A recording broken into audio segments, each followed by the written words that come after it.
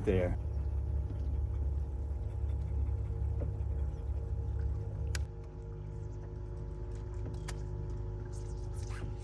There he is, baby.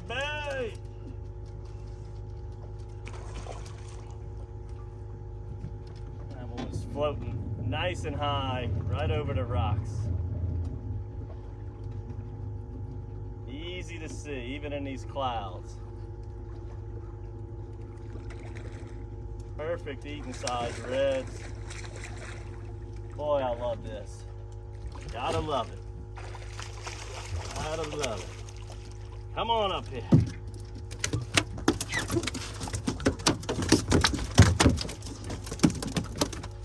Some of these reds have been kind of deep by the trolling motor. Those are really, really hard to see. And I have caught one or two like that, and it was just kind of like the luck of the draw that they saw my lure when I threw it once they passed the boat. But I like it when they're tight to the bank, up over them rocks. They're floating high.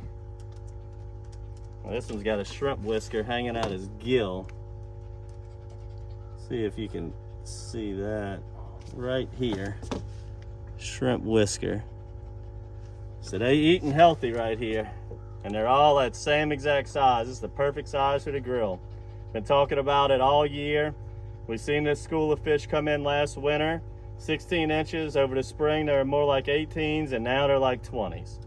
Same class of fish. There's two of them. Well, if I had another pull, I would have caught the other one.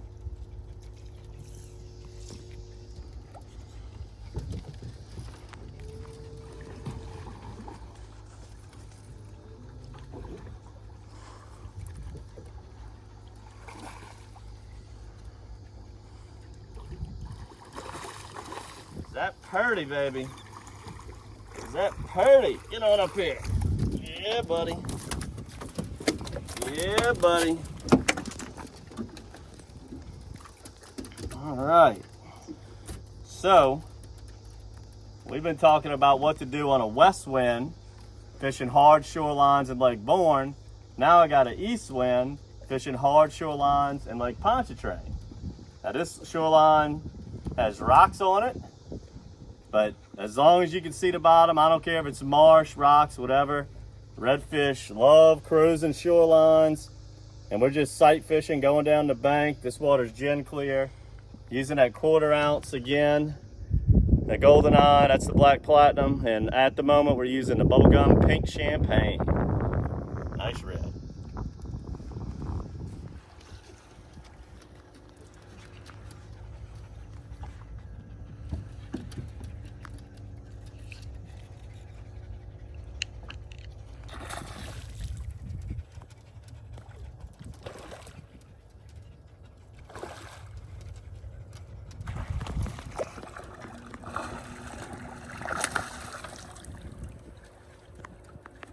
There's another purdy one. What we got, Simba buds? Oh, you gonna get him, Simba? All right. I know I usually discuss, like, make sure you go sight fishing on days where it's sunny, where you can see. This is one exception to the rule. The water stays so gin clear as long as this is leeward. With these rocks, it just filters it so good. I can see even when it's socked in clouds. So at least it's not super hot. If it was sunny, I could see even better, but I can see them. And I'll go over just what I'm looking for and how I'm doing it.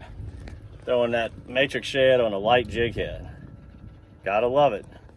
All right, what I like about fishing these hard shorelines, it's different than when we're up in the duck ponds.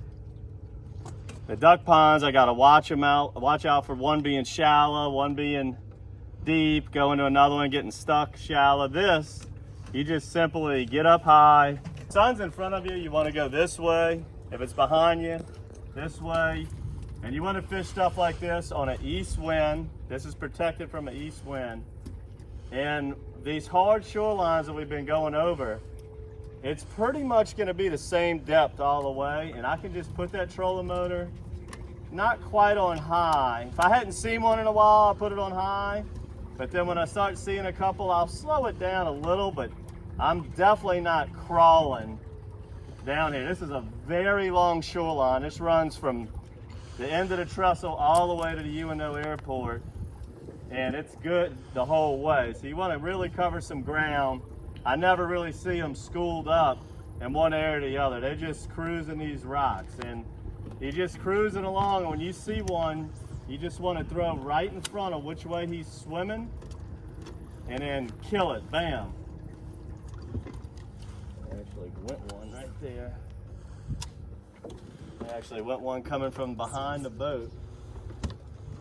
But you see one swimming one way or the other, if you spook one, he's going, you know, 100 miles an hour this way, just throw it way out in front of him. Try to figure out which direction he was going and just pop it real good off the bottom 1 or 2 times. And sometimes you can get lucky and catch one that's already been spooked. When it's easy is when they're up tight to the shoreline and they're just kind of sitting there over the rocks, not really moving. Then you just want to make a nice soft presentation like that. Put it right close to his nose, get his attention, and once you have his attention, just kill the bait and he'll jump onto it 9 out of 10 times. Very fun way to fish, very efficient, and you can cover so much water.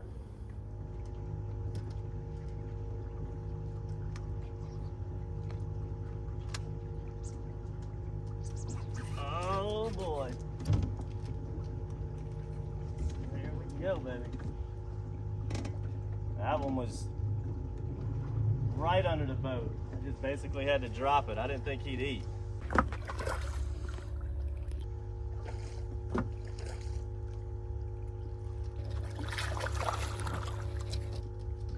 Come on up here, buddy. All right, we kind of whacking them here now. Kind of whacking them. Let's go and let this guy go. We've got our limit easy. Started off a little slow, but now it's paying off. All right, I'm gonna go ahead and let this one go. I'm trying to just show you guys how clean this water is. Come here, buddy. Look at him swim off. Look how clean that is. It don't get prettier than that.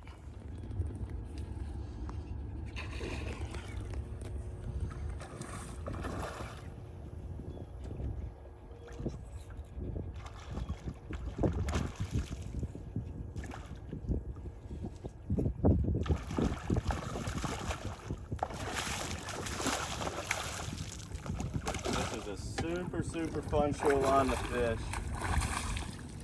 It's great too because you can fish the bridges a little bit and then come this way and you know, do a little sight fishing too. Let me let this train go by before I finish talking to y'all.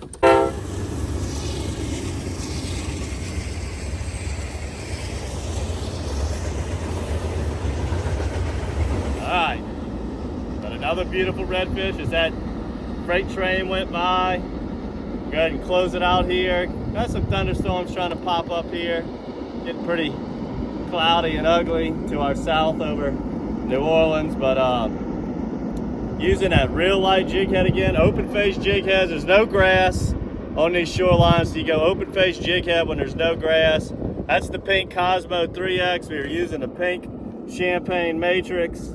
Catching beautiful redfish up along these rocks on an east wind. Sight fishing the Lake Pontchartrain shoreline. We got several episodes doing this, so make sure to subscribe to our YouTube channel and subscribe to our monthly bait box, as you'll get your hands on some different matrix shads and some light jig heads like this, so you too can come out here and sight fish these beautiful reds.